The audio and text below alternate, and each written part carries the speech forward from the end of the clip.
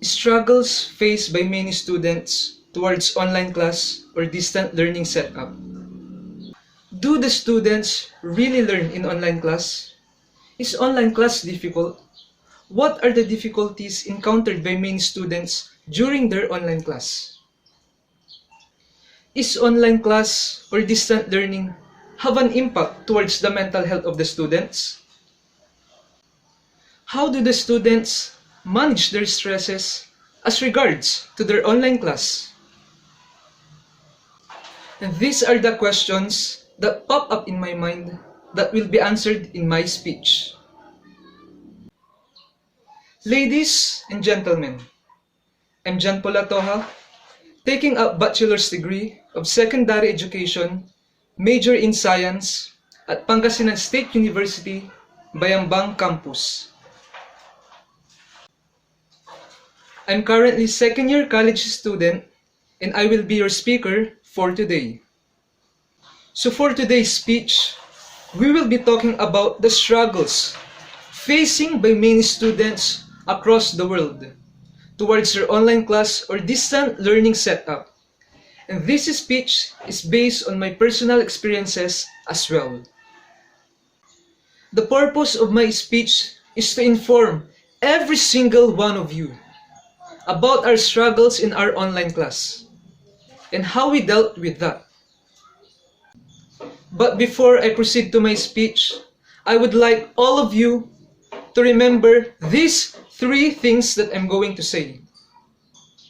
Listen, understand, and reflect.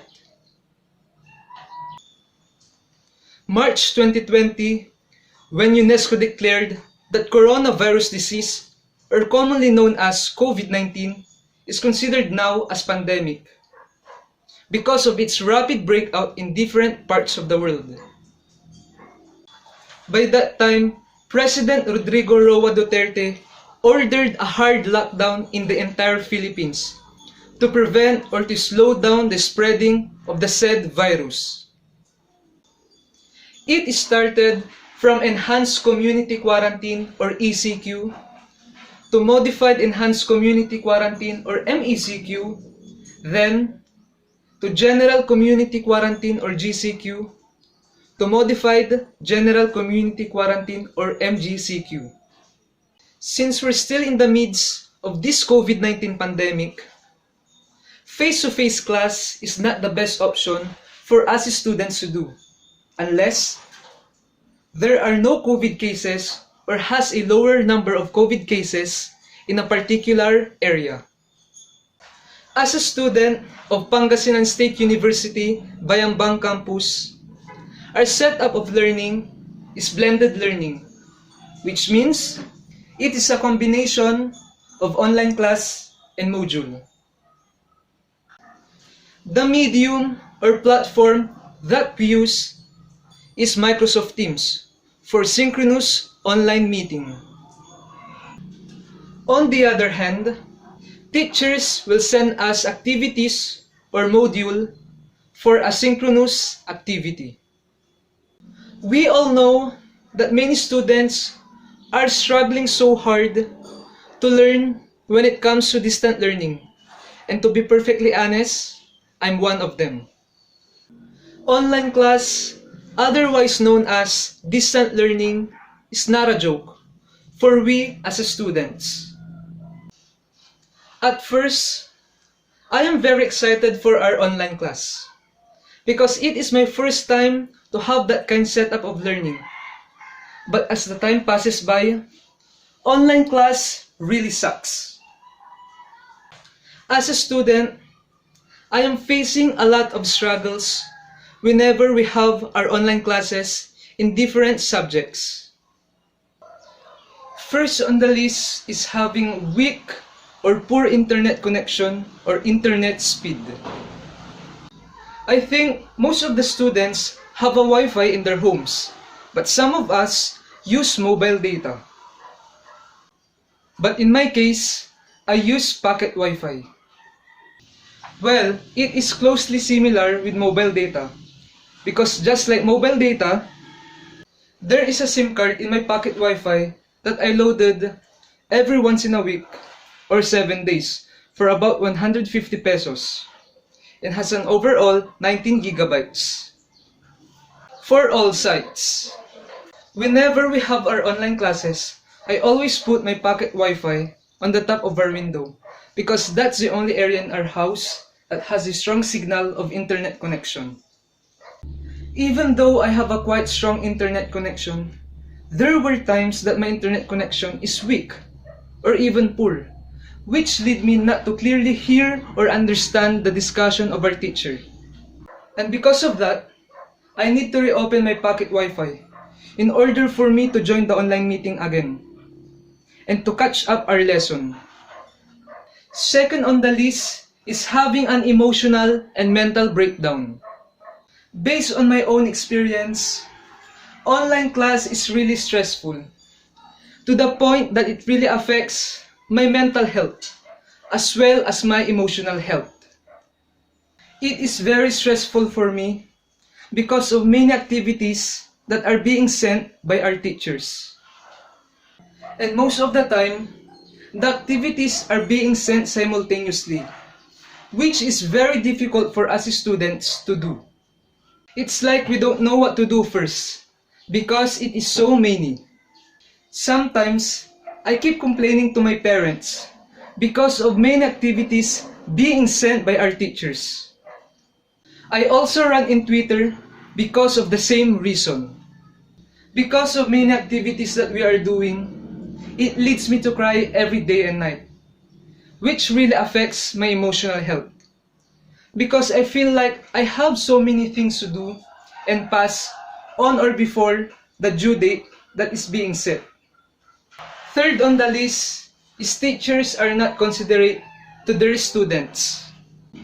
We can't deny that we have this one kind of teacher that is not really considerate to his or her students. Just like for example, if a student took their quiz in one subject and after finishing the quiz, the student cannot either submit or upload his or her quiz or work because his or her signal suddenly gets weaker. So the student will approach their teacher and will ask a favor to extend their passing of their quiz. But some teachers will not even consider it. And that teacher will deduct your scores because of late passing. I haven't experienced it yet, and I don't want to experience it. But I know this because one of my classmates experienced it, which really broke my heart.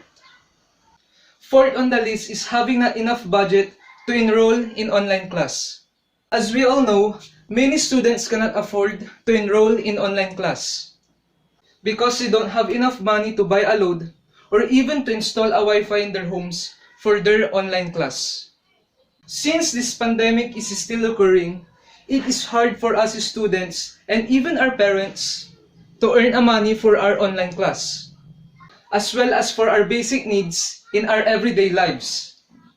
Having not enough budget to enroll in online class leads to withdrawing or stopping from school or studying. Students who experience this don't have any choice but to stop because of his or her condition, even if he or she would still like to study. We all know this, and to be honest, this is a sad reality. Lastly, many students are not learning or slightly not learning in online class. This is absolutely true because sometimes I know to myself that I am like this, but not most of the time. I honestly believe that most of the students now are joining their online class or online meeting because they are no longer or still willing to learn, but because they only just joined their online class in order for them to pass and not to fail. Most of the students now are not being serious in their studies in online class, as well as those students who have a module learning setup. I think the reason behind that is because students now are always relying on Google, PowerPoint presentation, study guide that is being sent by their teachers, and even relying on other people That's why they are no longer studying or reviewing and not giving their best in their studies. Also, some students are joining their online classes while playing Mobile Legends, browsing on Facebook, Instagram, Twitter, TikTok, and many more. Others are joining their online classes just for the attendance only, and they will turn off their cameras to sleep during their online class. Furthermore, during online quiz or exam, many students learn how to cheat because they are being tempted. Many students now have a means for cheating. Most of them are either searching in Google or Facebook. They open their notes, chatting friends from other sections and courses with the same teacher. They screenshot their answers and they will send it to their other classmates. And many other forms of cheating. I personally believe that teachers expected their students to cheat during their online quiz or exam. And I know that it is really inevitable. But as much as possible, we students must limit ourselves from cheating. Because it is a bad doing.